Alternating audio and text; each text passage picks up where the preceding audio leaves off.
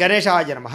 సుబ్రహ్మణ్యేశ్వర స్వామినే నమో నమః. నాగుల చవితి. ఎవరికైతే జాతకంలో కనుక నాగదోషం ఉన్నా, రాహుకేతువులకు సంబంధించినటువంటి దోషాలున్నా, లేదా కుజదోషం ఉన్నా, లేదా కాలసర్ప దోషం ఉన్నా, ఇలాంటి దోషాలన్నీ తొలగిపోవాలి అన్నా సరే, లేదా సంతానం కలగటం లేదు, సంతానం కలగాలి, లేదా పుత్ర సంతానమే కావాలి, లేదా స్త్రీ సంతానమే కావాలి, లేదా రెండో పిల్లలు కానీ మూడో పిల్లలు కానీ పుట్టాలనుకున్నా, లేదా వాటికి సంబంధించిన ఆటంకాలు లేదా మిస్క్యారీలు అవుతూ ఉన్నా, లేదా అనారోగ్య సమస్యలు వచ్చి దీర్ఘకాలిక రోగాలు వచ్చి ఇబ్బందులు పడుతూ ఉన్నా, ఆరోగ్యం బాగుపడాలనుకున్నా, లేదా వివాహ జీవితంలో భార్యాభర్తల మధ్య గొడవలు పడి విడిపోతున్నా, లేదా భార్యాభర్తల మధ్య సమస్యలతోటి అన్యోన్యత లేకుండా ఇబ్బందులు పడుతూ ఉన్నా, ఇలాంటి వాళ్ళందరికీ కూడా నాగుల చవితి చాలా అద్భుతమైనటువంటి రోజు. ఇలాంటి సమస్యల్ని దోషాలని తొలగించేటటువంటి రోజు, సునాయాసంగా కోరిన సమస్త కోరికలు నెరవేర్చేటటువంటి రోజు. కాబట్టి ఖచ్చితంగా నాగుల చవితిని ప్రతి ఒక్కరూ వినియోగించుకోండి.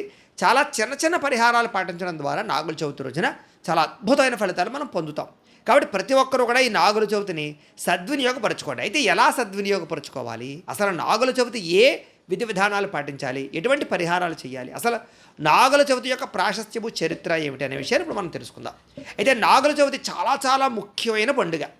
అందుకనే అయితే దీపావళి వెళ్ళినటువంటి 4వ రోజున, దీపావళి తర్వాత వెంటనే చేసుకునేటటువంటి పండుగ కార్తీక మాసంలో కార్తీక చవితి రోజు ఖచ్చితంగా చేసుకుంటారు. కొంతమంది శ్రావణ శుద్ధ చవితి రోజు కూడా ఈ నాగుల చవితిని జరుపుకుంటారు. కానీ ప్రాశస్త్యంగా ఎక్కువగా విశేషంగా ఇదే మనకి ప్రమాణంగా జరుపుకునేటటువంటి నాగుల చవితి పండుగ.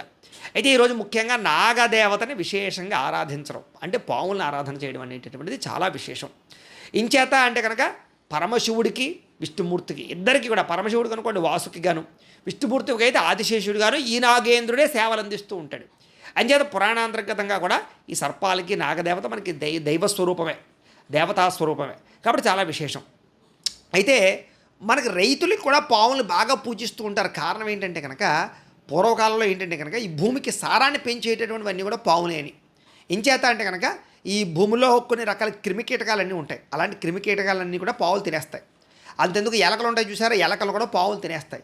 ఎలకలు ఏం చేస్తాయి, పంటలు పాడు చేస్తూ ఉంటాయి. కాబట్టి అలాంటి ఎలకలు తినేసి క్రిమికీటకాలు తినేయడం వల్ల ప్రకృతి అంటే మనకి ముఖ్యంగా ఈ పంటలన్నీ కూడా సంరక్షించబడుతూ ఉంటాయి. కాబట్టి పావులు కూడా పంటకి వ్యవసాయానికి అవసరమే అని మన పెద్దలు తెలుసుకుని వాటిని చంపేవారు కాదు.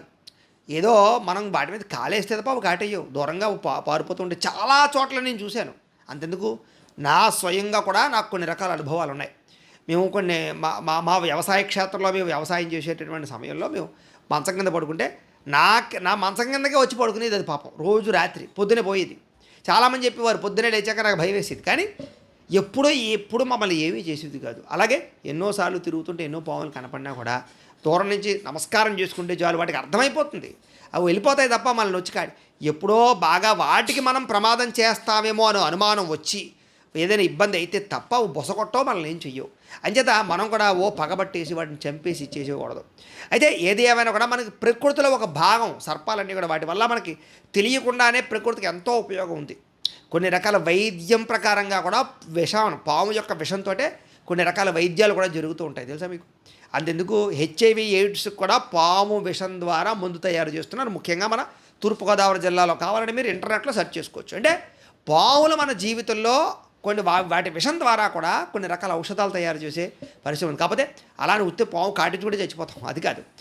దాన్ని అనేక రకాల పరిశ్రమల ద్వారా విషాన్ని మందుగా కూడా అమృతంగా కూడా తయారు చేస్తున్నారంటే మనకి ఆరోగ్యానికి సంబంధించిన విషయంలో. సరే ఏదేమైనా పాము మనకి అవసరమే ప్రకృతి రీత్యా. సరే ఏది ఏమైనా కూడా సరే అవన్నీ పక్కన పెట్టండి, వాటి చరిత్ర మనం ప్రశాంతంగా ఉన్నప్పుడు చెప్పుకుందాం ఖాళీగా ఉన్నప్పుడు. కానీ ఈ నాగుల చవితి రోజు ఏం చేయాలి, ఏం చేస్తే మనకు ఆ ఫలితం వస్తుంది, లేదా వాటి దోషాలు పోతాయన్నట్లయితే కనుక ముఖ్యంగా తెల్లవారుజామునే లేవడము, తలస్నానము చేయడము, లేదా నదీ స్నానము చేయడము, అలాగే ఇంట్లో ఖచ్చితంగా కార్తీక దీపం పెట్టడము, సర్పాల దగ్గర లేదా పుట్టల దగ్గర కానీ ఇదే ఎక్కడైనా సరే దూరంగా మరీ దగ్గరగా పెట్టకూడదు, దూరంగా కాస్త దీపారాధన చేయడము. అయితే ఈ రోజున ముఖ్యంగా ఈ ఎరుపు రంగు వస్త్రాలు ధరించమని. కారణం ఏంటంటే కనుక సర్పాలని కుజస్వరూపం కాబట్టి, కుజుడికి ఎరుపు రంగు ఇష్టం కాబట్టి ఎరుపు రంగుతో కూడుకున్నటువంటి వస్త్రాలు ధరించి పూజించడం వల్ల విశేష ఫలితము అని ప్రాశస్త్యం.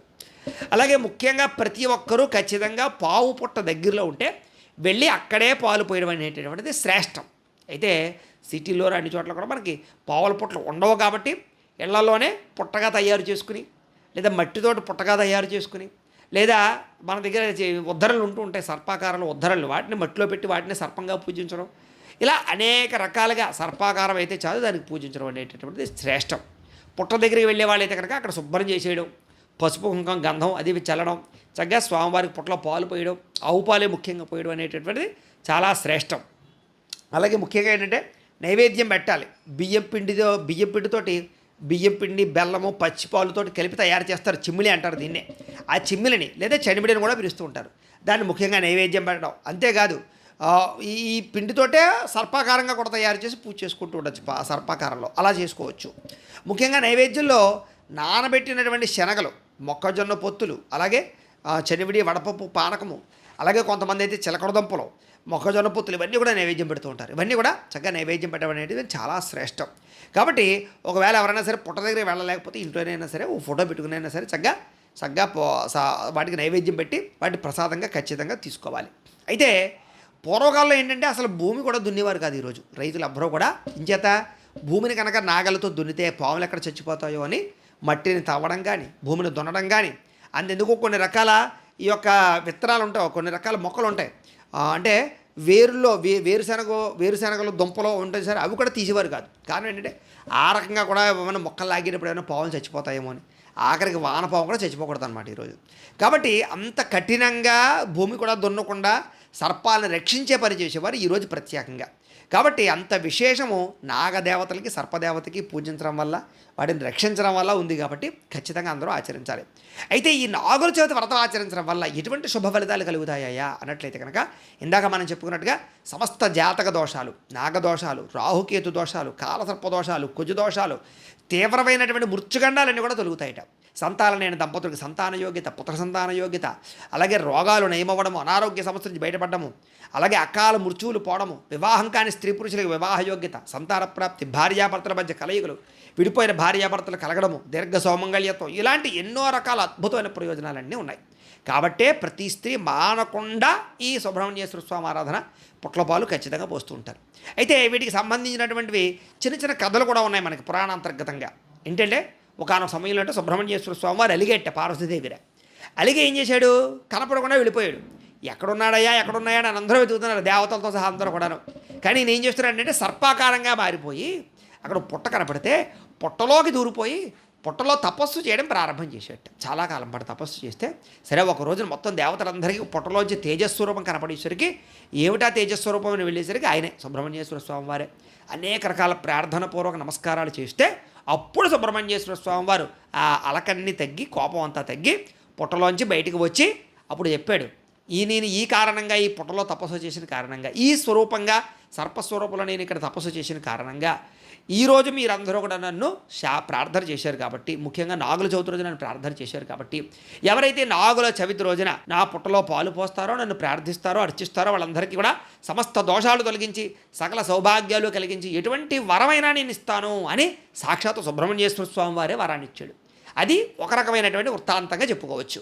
ఇక రెండో వృత్తాంతం కూడా ఉంది. ఏమిటంటే కనుక మనకి పూర్వకాలంలో దీనికి సంబంధించి మహాభారతంలో అద్భుతమైనటువంటి వృత్తాంతం ఉంది. ఏమిటి ఆ వృత్తాంతం అంటే జనమేజయుడు చేసినటువంటి సర్పయాగం. ఎవడి జనమేజయుడు అంటే కనుక పరీక్షిత్ మహారాజు యొక్క కొడుకు అనమాట. ఎవడి పరీక్షిత్ మహారాజు అంటే కనుక ఈ అర్జునుడి యొక్క మనవడు అనమాట. పరీక్షిత్ మహారాజు అంటే అభిమన్యుడి యొక్క కొడుకు అనమాట. సరే, పరీక్షిత్ మహారాజు ఏంటంటే ఒకానొక సమయంలో పావు కాటు వల్ల చచ్చిపోయాడు పరీక్షిత్ మహారాజు.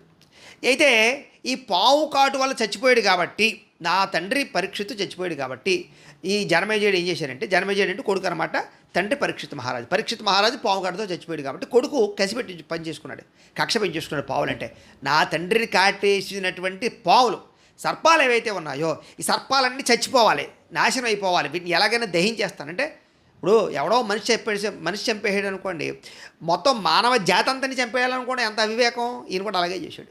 సరే అనుకుని ఏం చేశారంటే విపరీతమైనటువంటి అద్భుతమైనటువంటి తపస్సు చేసేసి విపరీతమైన శక్తిని సంపాదించేసుకుని ఓ యాగాన్ని ప్రారంభం చేశాడు. దాని పేరే మహాసర్పయాగం. ఆ సర్పయాగం అంటే ఏంటంటే సర్పాలన్నీ కలిపి అందులో అగ్నిహోత్రంలో పడిపోవాలన్నమాట. కొన్ని రకాల పేర్లతో పిలుస్తాడు. పలానా నాగదేవతాయన ఆవాహయామి, హవనం సర్పయామని చెప్పేది. అంటే ఇంకా ఆ పేరుతోటి ఏ నాగదేవతను పిలిస్తే ఆ నాగదేవత మొత్తం వంశాలన్నీ వచ్చి ఆ యొక్క అగ్నిగుండంలో పడిపోతాయన్నమాట. అలా వచ్చి భస్మం అయిపోతూ ఉంటాయన్నమాట. సరే, ఈ రంగా సర్పయాగం ప్రారంభం చేశాడు, సర్పాలన్నీ వచ్చి పడిపోతున్నాయి. సరే, ఇది చూసినటువంటి నాగరాజులు అంటే సర్పానికి సంబంధించినటువంటి పెద్దవాళ్ళందరూ భయపడిపోయి ఎవరు దీని నుంచి కాపాడుతారో అని ఆలోచించుకుంటే అస్థీకుడు అనేటటువంటి ఒక మహర్షి ఉన్నాడు, మహానుభావుడు.